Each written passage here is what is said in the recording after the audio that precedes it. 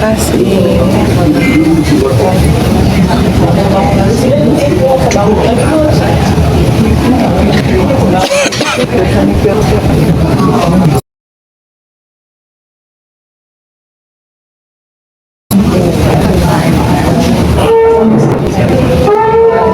Timnya belum datang,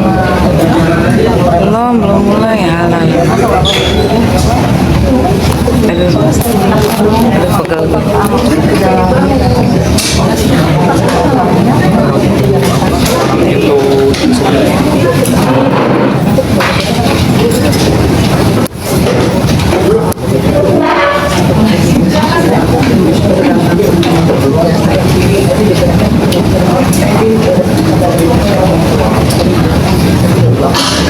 Keadilan dan kebenaran berdasarkan ketuhanan yang Maha Esa.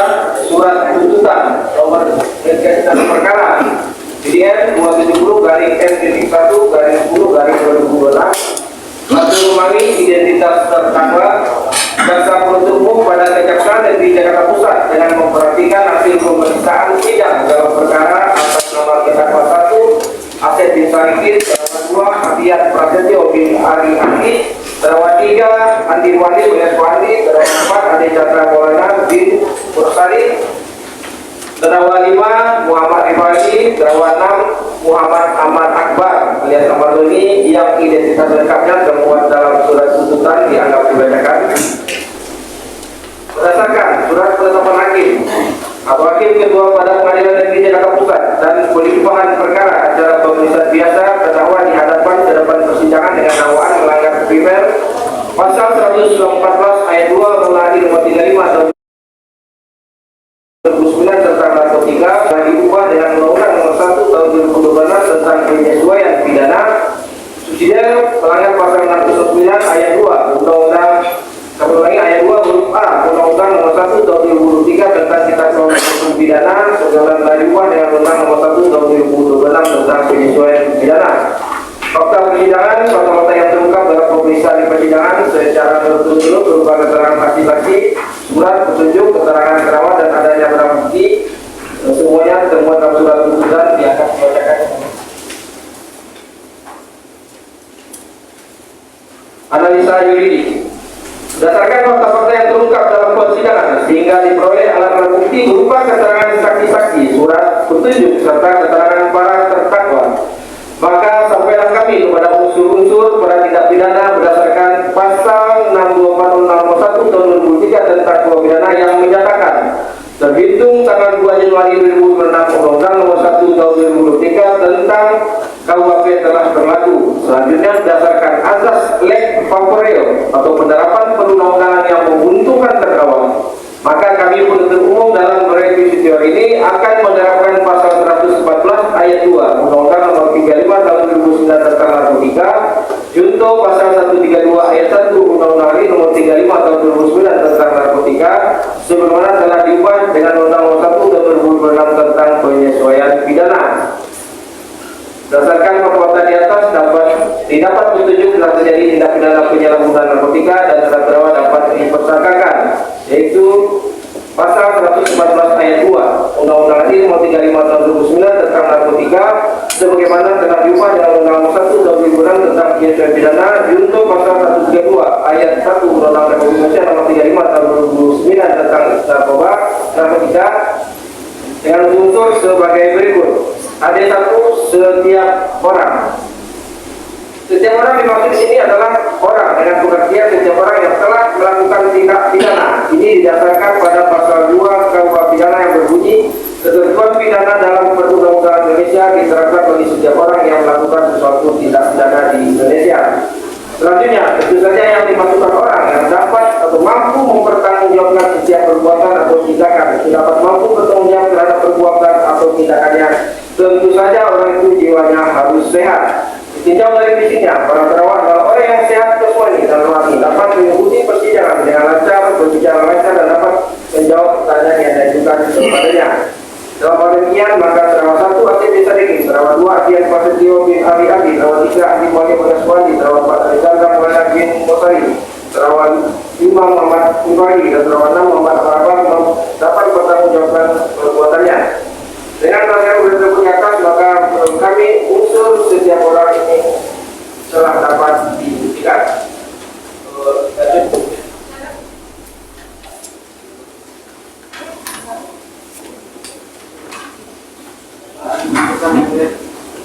Kedua, percobaan atau pemufakatan jahat untuk melakukan tindak pidana narkotika dan ekspor narkotika.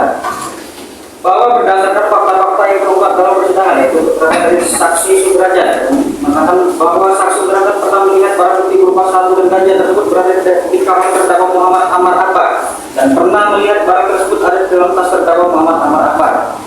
Bahwa saksi menerangkan pernah disuruh oleh terdakwa Muhammad Amar Akbar untuk mengantar barang berupa sabu kepada terdakwa Muhammad Rifawi dan terdakwa Andi Mualim. Barang tersebut diantarkan dalam kondisi yang sudah terkurung dalam tisu dan diantarkan ke blok lain, kemudian dijanjikan untuk mendapatkan upah Rp100.000. Bahwa saksi menerangkan mengetahui aplikasi canggih tersebut dan memilikinya karena diminta untuk mendownload aplikasi tersebut oleh terdakwa Muhammad Amar Akbar dan terdakwa Muhammad Amar Akbar yang mendaftarkan semuanya. Pada saat ini terdakwa Muhammad Amar Akbar berkata kepada saksi Sudrajat alias Dayat bahwa terdakwa Muhammad Amar Akbar mendownload aplikasi tersebut, lalu ketika ada pemesanan chat saksi Sudrajat alias Dayat saja.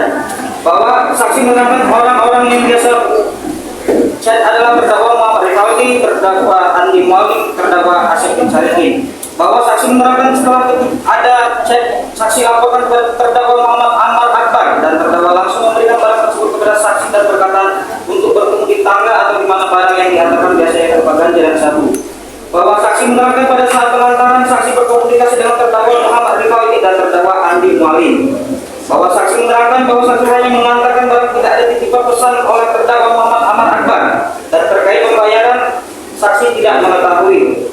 Bahwa saksi menerangkan terdakwa Muhammad Rifawi, terdakwa Andi Mualim, terdakwa Asep bin Sarikin keluar masuk ke kamar Muhammad Amar Akbar biasa 1 sampai dengan 2 kali. Ini keterangan saksi Bambang Heriadi. Bahwa saksi menerangkan terdapat 2 plastik sabu yang dimana sabu tersebut dibeli oleh terdakwa Muhammad Amar Akbar yang ditutup digunakan di mana dibeli dengan orang lain. Bahwa saksi menerangkan pernah membaca chatting antara terdakwa Muhammad Amar Akbar dengan Dr. Kamelia. Bahwa saksi menerangkan merasa cukup tidak ada komunikasi atau interaksi terkait kejadian tersebut dan para terdakwa tidak pernah bertemu dengan pengacara yang ditunjuk oleh Kapolsek Ponorogo. Bahwa saksi menerangkan bukti chattingan yang dilihatkan tersebut adalah di WhatsApp. Pada saat itu ditanyakan kepada terdakwa Muhammad Amar Akbar. Pada saat itu terdakwa Muhammad Amar Akbar bilang oh ini tidak ada. Dan situlah tim polisi tidak pastikan tidak cek lagi terkait dengan hal tersebut. Bahwa saksi menerangkan awalnya ingin menindaklanjuti terkait perihal tersebut dan sudah ditanyakan kepada kami. Bahwa saksi menerangkan kalau untuk penggeledahan sudah meminta izin pada pihak hutan. Selanjutnya keterangan saksi Yosi Anwar. Akan dilanjutkan.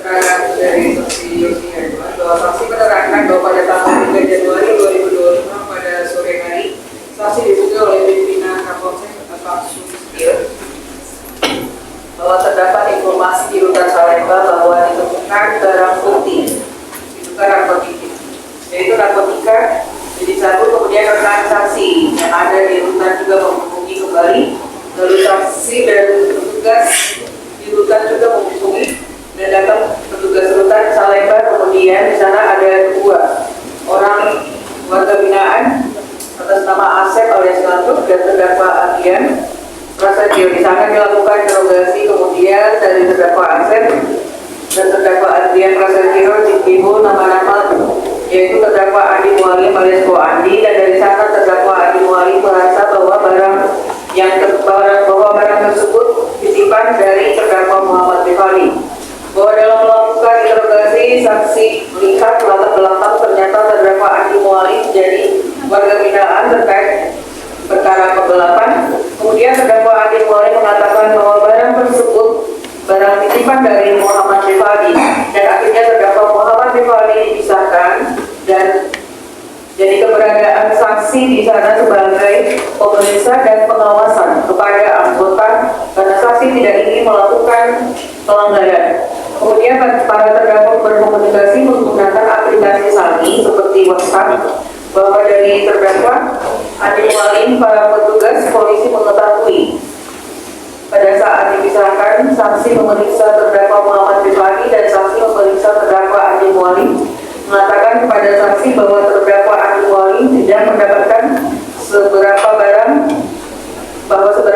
tersebut milik terdakwa Muhammad Amar Akbar.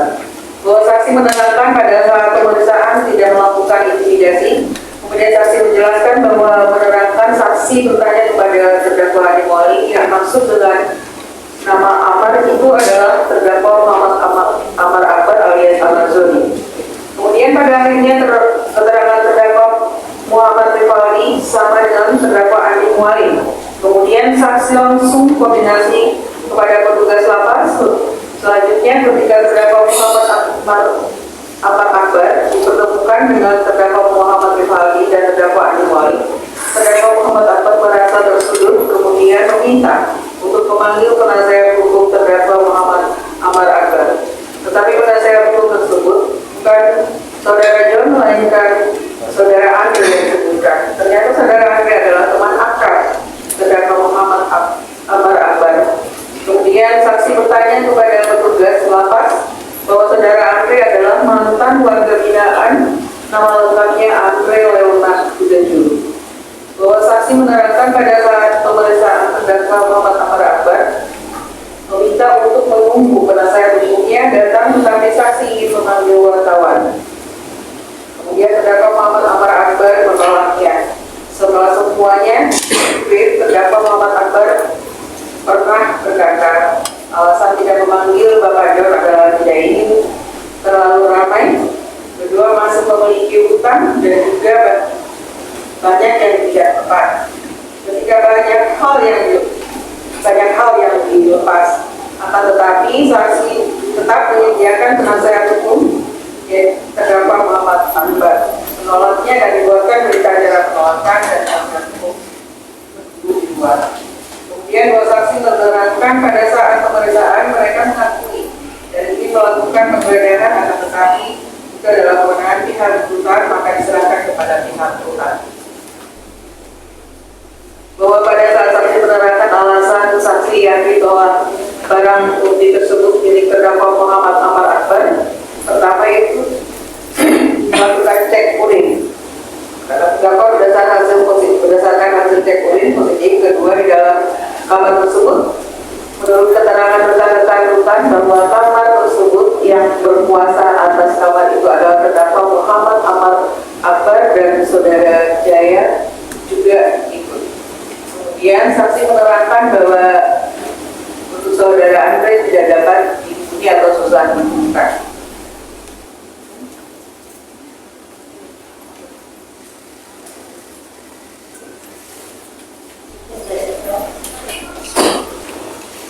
Keterangan saksi ini bahwa saksi menerangkan pada saat itu sekitar pukul 13.30 WIB pada saat Bapak Hendra melakukan kontrol rutin ke Blok C menemukan kecurigaan terhadap salah satu warga binaan di Rutan Salemba. Kemudian Pak Hendra mengakhiri kamar mereka tersebut sehingga melakukan upaya pemeriksaan di kamar tersebut dan ditemukan beberapa barang bukti berupa narkotika jenis sabu. Lalu Bapak Hendra menghubungi saksi selaku PH Kepala Keamanan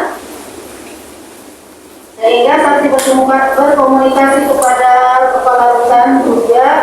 Kemudian saat itu berkomunikasi. Kemudian saksi berkomunikasi perintah turun saksi untuk berkoordinasi kepada pihak petugas